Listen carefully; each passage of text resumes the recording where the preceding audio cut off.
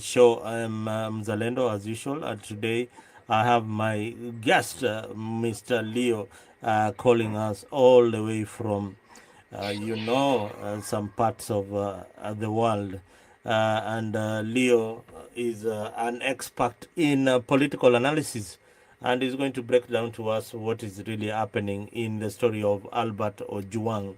And guys, if you've not subscribed to Afrique 24, make sure that you do subscribe to our wonderful channel, because right now there's a lot of catching up we have to do.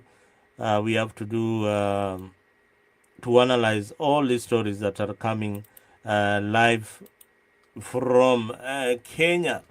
The story of the murder of Albert Ojwang.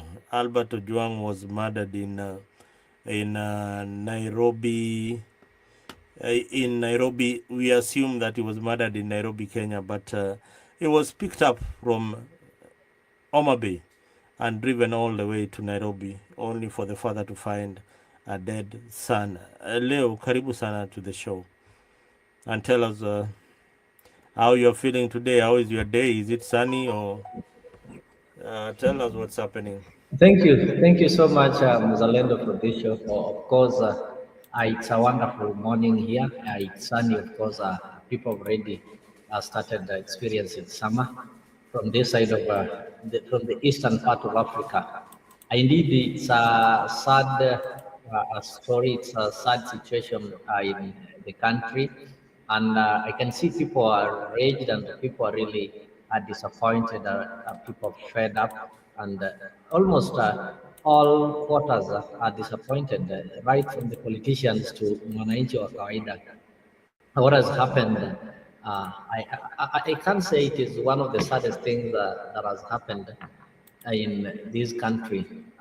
The death of a young man who is just youngly married, and up to date, nobody can explain the exact reason to why the guy or why Ojwang was killed. It's talked of the tweets, but I tend to wonder how a single tweet can lead to termination of one's life.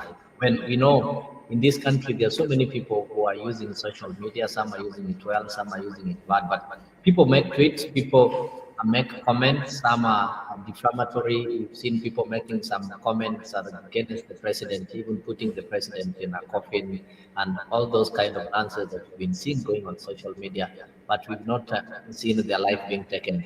So that is what again raises the eyebrow and makes people to have so many questions that are unanswered as they're trying to maybe figure out what might have killed under the police who was supposed to protect him, which is unfortunate because you know what happens whenever you're in danger, you always have to run to the police station for safety, including the thieves. Whenever they are being stormed by mob justice, the only help they normally have is the police officer. So it's so unfortunate that the police are the ones that are now unable to protect Kenyans. But for the cause of death, I think there are so many questions that are unanswered. And when maybe everything will settle down, people will come back and will be able to dig deep and know what really caused the death of Albert Ojwang. Even though so many hands are pointing at the DIG, but maybe or maybe not, we'll find that we were right or we were wrong. So right now, what I can say is that we need to not to rush into speculating.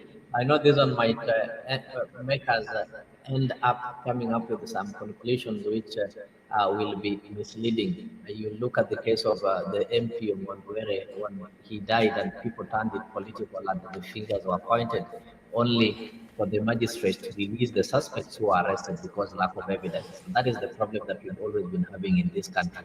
When these kind of things happen, people treat them with the emotions until people now want to get the emotional justice or something like that. But when it now comes to reality, we find that by the time things now settle, already we've interfered with evidence, we've already diverted the attention, and the police will now not be going for the real culprits, or will now not be going for the real issues, but they will now divert to pursue the direction that the emotional and political direction that we've given them. So we are just waiting to see what is going to happen with Zalendo. But it's really sad and really All right, it's like we are losing our. the being. Yes, there's some glitches on your internet, Leo, but thank you for that opening remarks. Viewers, we uncover the truth behind Albert Ojwang's tragic death, a case that has shaken the nation, exposing the dark realities of police brutality and media suppression. Was his death negligence or something more sinister? Tonight, we break down the facts to expose the contradiction and demand for justice for one Ojwang. And this is a very, very sad story that we don't really need to, think twice. Somebody should be behind bars by now, answering questions and waiting for investigations to happen. Leo, I hope you're still there. Leo, are you still there? Yep. Yes, I'm still there. I can be able to hear Okay, you. Can you hear good, me? good. Your audio is back. We hope that we'll get answers. In an ordinary manner, and what normally transpires when somebody is arrested. For example, Leo, if you are a suspect, you are being suspected of murder back in the village, in your village in Usenge, and police have come for you, or they have had rumors that indeed Leo is the suspect, or there is something fishy that Leo did. You are the prime suspect of this particular murder. What normally what in a normal situation, forget about the deputy IG being who he is. How do the police treat ordinary Kenyans when they are about to be arrested for a case like this one? I think on the land of justice, the country that we are in, we don't have arrest for ordinary Kenyans. That is what we normally perceive, but the laws that we have in the country don't have the laws for the ordinary and the extraordinary. And when it comes to arrest, I can You say know that why what happened. I'm saying that. I get what you are telling me, but just allow me to tell you what Yes. happened. We cannot fault the process. Many times you hear somebody has been arrested, and instead of actually, we normally believe that somebody should be taken to the nearest police station. And of course, the DCI has got police stations and the cells across the country. I'll give you some case studies. We saw people like Malala would be arrested in Nairobi to be taken all the way to Kakamega or wherever. People like Babo Wino will be arrested somewhere in Nairobi to be taken to Kiambu. So this is something that it's a practice that has always been happening. We've been seeing somebody is arrested in Siaya, and instead of being detained in Siaya, for the purposes that are best known by the arresting body, which it is within their right. And in this case, maybe they will have claimed that this person, some of the investigations that they were going to do could not be done at Homa Bay based on technology and such kind of things. I'm not saying that Homa Bay is not advanced in technology. So when you are arrested, the first thing that we have to say is that the person was arrested, not abducted, because the police admitted that they arrested him. So the DCI, once they've arrested you and they transfer you, maybe in this case they say they transfer the person to the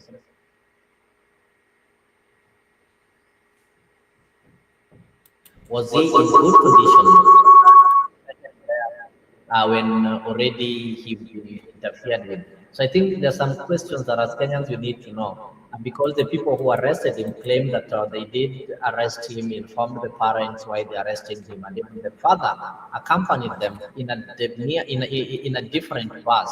And what we need to know, when they reach the central police station, was he okay, or which procedure was followed to ensure, in a police, the OCS or whatever, when you're receiving a culprit or you're receiving somebody, Mabusu, you have to be briefed on this person has been arrested because of this. You have to be booked in the OB, and also they need to check if you are healthy or things like that. I've seen police taking people to hospitals. For example, somebody who's been attacked by the a mob justice, when you'll check into the cell, the first thing that the police will always do is to take you to the hospital for treatment, so that you don't become a burden to them. Because one of the worst things that can happen in the life of a police officer, if you engage them, they'll tell you is somebody dying in cell, or somebody escaping from cell, because this one you're going to take personal responsibility. So I think the police officers who received him will not have received him when he was in maybe bad health, because it's really a personal responsibility. If somebody dies in the cell and you are in charge, or if somebody escapes in the cell and you are in charge. So there are a lot of questions that we need to ask, and I Now, think if now you this thing see, is this is where we are addressed going to, followed and in you detail, have we'll be able narrated, to know what exactly you have happened. narrated it so well that you bring in a person to a police station, book them in the OB. There is an OB number that you are given, so that you can start the case of this particular individual. And even before the arrest, there is somebody, there's the claimant, the accuser, yeah, the person who has accused you has to report to the police station. Where is the report for Albert Ojwang, the person who accused him, for whatever he did? Where is that report? Where is it? Is it in the occurrence book at Central Police Station? Those are the questions that we need to ask. If you offend me on the social platform, procedurally, what should I do? I go to the nearest police station and report the matter that, hey, Mr. X is offending me on the social platform, is abusing me and insulting me. Uh, yes, officer, we are going to investigate this matter. In this case is Mr. Leo. Where do we find him? You know, they investigate, arrest you, and do you know why you have been charged? So and so had accused you of blah, blah, blah, blah. Then there's a charge sheet all there that is written in the police occurrence book. But all this is not happening in media. The mainstream media should investigate and tell us, where is the police occurrence book for Central Police Zalendo, Station? I think you're asking what the media is not asking, because we know there must be a complainant who maybe logged a complaint, and after logging the complaint, then actually uh, the arrest was made. Of course, the police has told us the person was arrested, and for you to be arrested, it means there was a complaint logged and there was a complainant, who in this case is believed to be the DIG, who is the complainant who logged the complaint. And now they are doing the arrest so that they can be able to do the investigations and grill you. And after that is when they will have to prepare a charge sheet to take you to court. They don't arrest you and take you to court. They arrest you and do their investigations actually, and through that they prepare a charge sheet